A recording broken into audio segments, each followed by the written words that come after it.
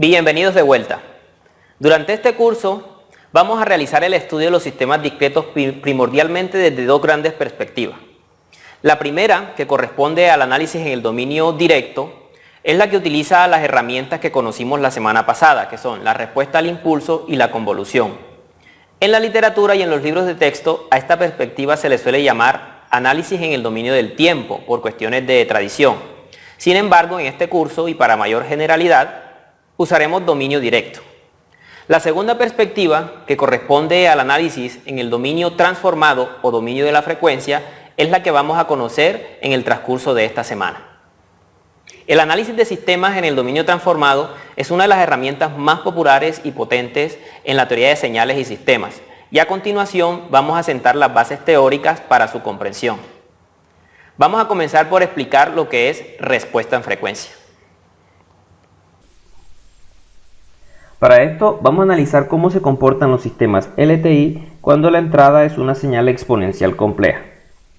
Recuerden que la exponencial compleja es una de las funciones básicas que vimos durante la primera semana y que están caracterizadas por una frecuencia que en este caso llamamos omega sub 0.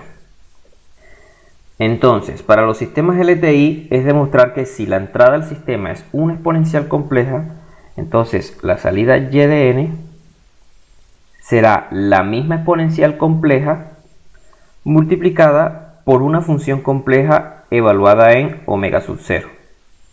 Esta es una propiedad que tienen estos sistemas discretos por el hecho de ser LTI. Vamos a hacer una pequeña pausa en este punto para entender mejor a qué nos referimos con eso de función compleja evaluada en omega sub 0. Para esto vamos a hacer un pequeño repaso de funciones. Comencemos por las funciones reales. Volvamos a nuestras clases de cálculo fundamental. Recordemos que una función, por ejemplo la función f de x, es una relación entre variables. Sabemos que si esta función que tenemos en la gráfica la evaluamos para un valor determinado de x, digamos x sub 0, el resultado va a ser un número f de x sub 0. Al tratarse de una función real, este número va a ser un número real. Ahora consideremos la función compleja h de omega. Esta función, al evaluarla para un valor de omega determinado, digamos omega sub 0, resulta que h de omega sub 0 será un número complejo. Es decir, es un número que tendrá una parte real y una parte imaginaria, o por ejemplo a más jb, o si se prefiere en notación polar, será un número que tendrá una magnitud y un ángulo. Entonces, el hecho de que h de omega sub 0 sea una función compleja quiere decir que en un sistema LTI, cuando una entrada es una exponencial compleja, entonces la salida es la misma exponencial compleja, luego de sufrir un escalamiento por un factor de escala que es complejo. Esta característica de los sistemas LTI tiene varios aspectos sobre los que cabe llamar la atención. Primero, y aquí simplemente estoy parafraseando lo que dije anteriormente, las exponenciales complejas conservan su forma. Es decir, si a la entrada tengo una exponencial compleja con una frecuencia determinada, la salida es la misma exponencial multiplicada por un factor de escala complejo. Segundo, que el factor de escala depende de la frecuencia de la exponencial. Concretamente, es fácil apreciar que el factor de escala es una función h que ha sido evaluada en omega sub 0. Por lo tanto, si yo tengo como entrada una exponencial compleja de frecuencia diferente, entonces el factor de escala será el que corresponda a esa frecuencia. Por ejemplo, si tengo como entrada la exponencial e a la j omega 1n, el factor de escala será el resultado de evaluar a la función h en omega 1. Y tercero, y este hecho sobre el que voy a llamar la atención es probablemente la clave del análisis en el dominio de la frecuencia, es que cada sistema LTI tiene una h de omega única y característica de dicho sistema. La importancia de este hecho es que, así como cada sistema tiene una respuesta al impulso h de n, que es única y que nos permite entender muchas características del sistema, de la misma forma h de omega, por ser propia de cada sistema, se nos convertirá en una poderosa herramienta de análisis.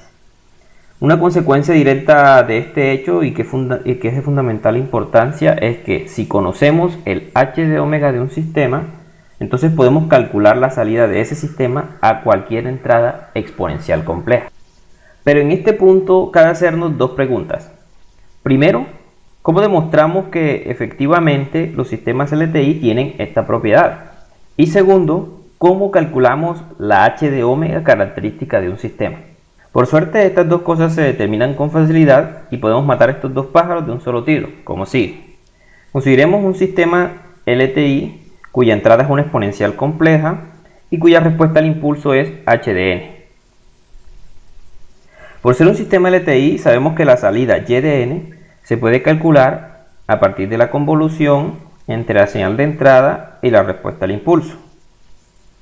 Aplicando la definición de convolución, y de n entonces será igual a la sumatoria desde k igual menos infinito hasta infinito por e a la j omega sub 0 n por h de n menos k.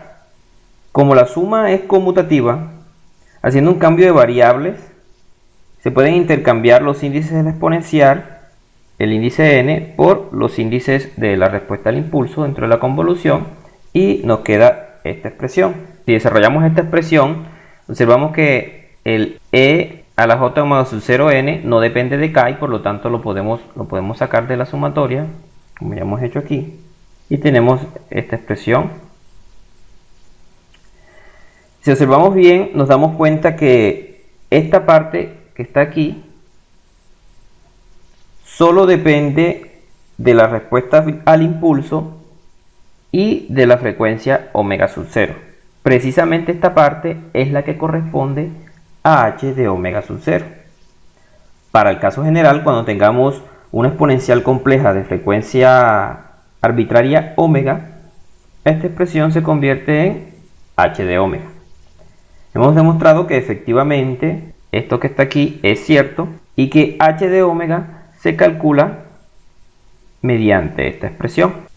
Muy bien, tenemos entonces que la h de omega de un sistema discreto viene definida a partir de esta expresión. Esta función, como dijimos anteriormente, es característica de cada sistema LTI y se conoce como respuesta en frecuencia del sistema.